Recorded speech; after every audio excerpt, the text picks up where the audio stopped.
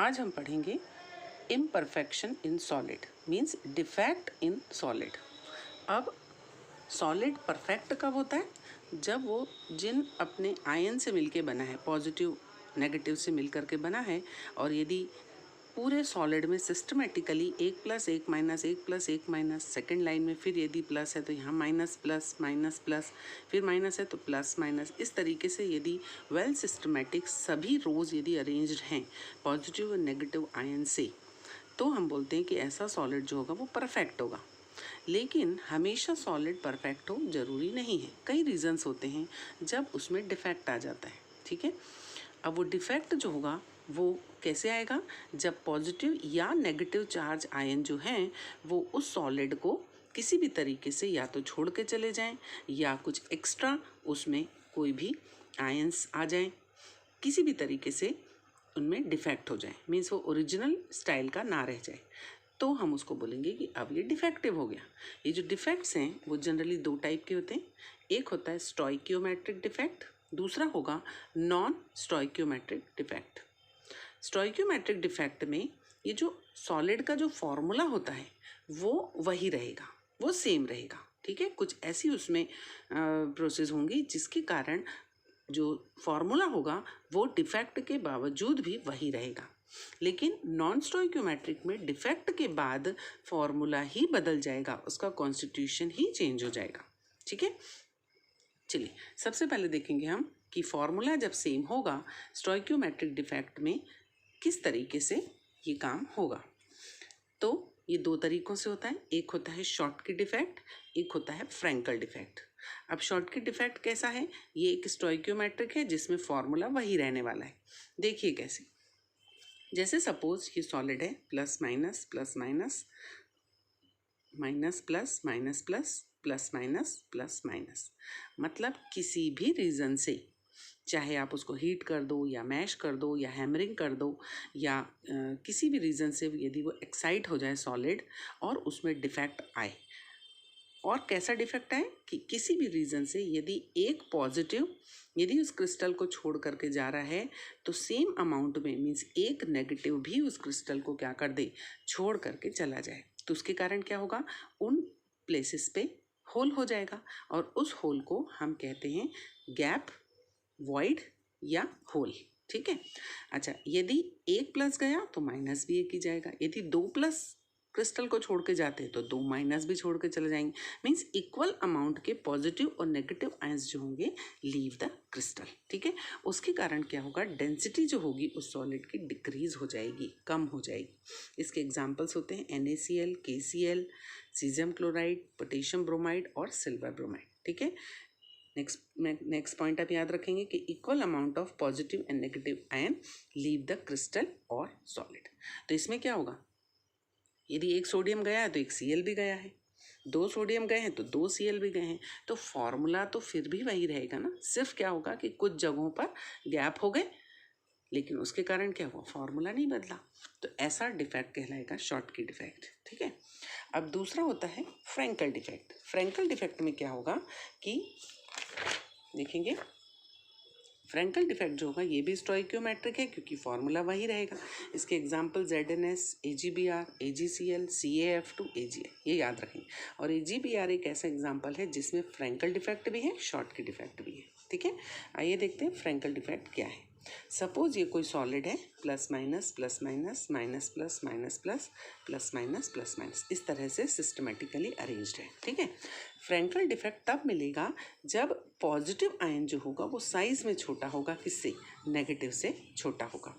तो होता क्या है, देखिए यहाँ पर मैंने इस तरीके से बताया कि पॉजिटिव का साइज कम है नेगेटिव से। ठीक है, अब देखिए, जैसे सपोज किसी भी रीज़न से जो पॉजिटिव आयन है वो अपनी जगह छोड़ करके ये जो ओरिजिनल जो गैप उसमें बने हुए हैं, ओरिजिनल वॉइड्स जो सॉलिड में होते हैं, उनमें आकर के ट्रैप कर जाए। जैसे ये सॉलिड है, ये सॉलिड का पॉजिटिव चार्ज है, छोटा है साइज़ में, और ये अपनी जगह से हट करके कहाँ जाए, क्रिस्टल को छोड़ के नहीं जा रहा, वो यहाँ आ जाए, यहाँ आ जाए, यहाँ आ जाए, जो ओरिजिनल गैप्स हैं उनमें आकर के ट्रैप कर जाए। तो उसके कारण क्या होगा, डेंसिटी बदलेगी क्या, नहीं, बस वो यहाँ से वहाँ हिल गया। तो डेंसिटी डज नॉट चेंज, ठीक है, मीन्स डिसलोकलाइजेशन डिफेक्ट होगा। तो इस तरह का स्टोइक्योमेट्रिक होगा और फॉर्मूला जो होगा उसमें वही रहेगा। इसका बेस्ट एग्जांपल है जिंक सल्फाइड, याद रखेंगे, ठीक है। आइए देखते हैं सेकंड डिफेक्ट, नॉन स्टोइक्योमेट्रिक डिफेक्ट या सॉलिड। इनमें फॉर्मूला बदलने वाला है, देखेंगे कैसे। ये जो होता है दो टाइप का होता है, एक होता है मेटल एफिशिएंसी डिफेक्ट और दूसरा होगा मेटल डेफिशिएंसी डिफेक्ट। मींस ऐसा कुछ होगा जिसमें उस सॉलिड में मेटल्स जो होंगे, मींस जो पॉजिटिव आयन होंगे वो किसी भी तरीके से ज़्यादा हो जाएंगे, तो उसको बोलेंगे मेटल एफिशिएंसी डिफेक्ट। और इनमें क्या हो जाएगा, मेटल कम हो जाएंगे, मेटल कम हो जाएंगे तो मेटल डेफिशिएंसी हो जाएगी। देखो कैसे, इसका एग्जाम्पल है जैसे NaCl। ऐसे डिफेक्ट्स को हम एनायन वैकेंसीज भी बोलेंगे। जैसे सपोज कोई सॉलिड है NaCl का, तो Na plus Cl minus, Na plus Cl minus, फिर नेक्स्ट रो में क्या होगा, इधर प्लस है तो इधर माइनस होगा, Cl minus Na plus, Cl minus Na plus, फिर Na plus Cl minus, Na plus Cl minus. इस तरीके से सपोज कोई सिस्टमेटिक सॉलिड है। अब किसी भी रीज़न से, चाहे वो हैमरिंग हो, चाहे वो मैशिंग हो, चाहे वो हीटिंग हो, किसी भी तरीके से यदि एक मेटल कैसा हो जाए, एक या कई कैसे हो जाए, ज़्यादा हो जाए, और ज़्यादा कब होंगे, जब नेगेटिव आयन जो होगा वो क्रिस्टल को छोड़ करके चला जाए, ठीक है। तो नेगेटिव आयन सिर्फ गया और उसके कारण क्या होगा, जैसे पहले 6 सोडियम थे, 6 Cl थे, अब सपोज एक Cl चला गया तो Cl तो 5 हो गए, लेकिन सोडियम कितने हो गए, 6 रहे ना।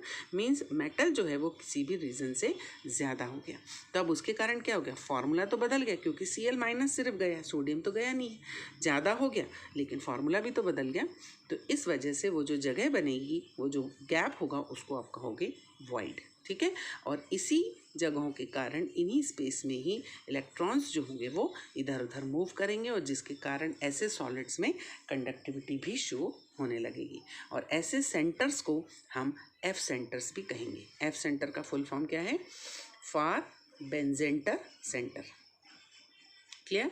अच्छा, एक क्वेश्चन आता है जैसे कि sodium chloride means common salt जो होता है, यदि आप इसको बहुत टाइम तक रख दो तो येलो कलर का दिखने लग जाता है। वो ऐसा क्यों होता है, क्योंकि समय के साथ साथ उसमें Cl माइनस जो रहते हैं उस क्रिस्टल को छोड़ के चले जाएंगे और उसकी जगह वाइड आ जाएगा, उसके कारण कंडक्टिविटी आ जाएगी, और इन्हीं गैप्स के कारण ही वो जो सॉलिड है वो कलर शो करने लग जाता है, ठीक है। और जो कॉमन सॉल्ट है उसका जो कलर अपीयरेंस है वो हो जाता है येलो।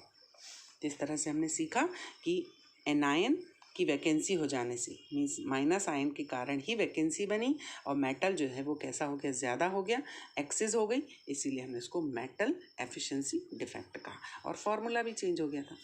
अब दूसरा देखते हैं हम मेटल डेफिशिएंसी डिफेक्ट। इसमें मेटल जो होगा, पॉजिटिव आयन जो होंगे वो कम हो जाएंगे। देखिए कैसे, इसका एग्जाम्पल है FeO।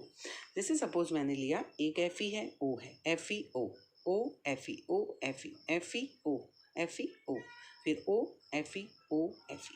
इस तरीके से सपोज एक परफेक्ट सॉलिड हमारे पास है। अब क्या हुआ, किसी भी रीज़न से सपोज इसमें से 3 Fe जो 2+ वाले थे, 3 Fe, 1 2 3, ये 3 मेटल्स जो थे वो इस क्रिस्टल को छोड़ करके चले गए। मेटल कैसे हो गए, कम हो गए। अब उसके कारण क्या होगा, 2+2+2+, 6+ की डेफिशिएंसी हो गई। तो उस डेफिशिएंसी को पूरा करने के लिए सपोज कहीं से भी 2 Fe के लेकिन 3+ वाले, मतलब 3 फेरस आयन गए तो 2 फेरिक आयन उसमें आ गए, तो 3+ और 3+ के कारण वैलेंसी तो अभी भी बैलेंस है, तो वो इलेक्ट्रिकल न्यूट्रल होगा, है ना। लेकिन क्या हुआ कि 3 गए लेकिन आए कितने, 2 ही आए। तो ओवरऑल जो सॉलिड है उसमें Fe जो था, जो पॉजिटिव आयन था, जो मेटल था, वो कैसा हो गया, कम हो गया।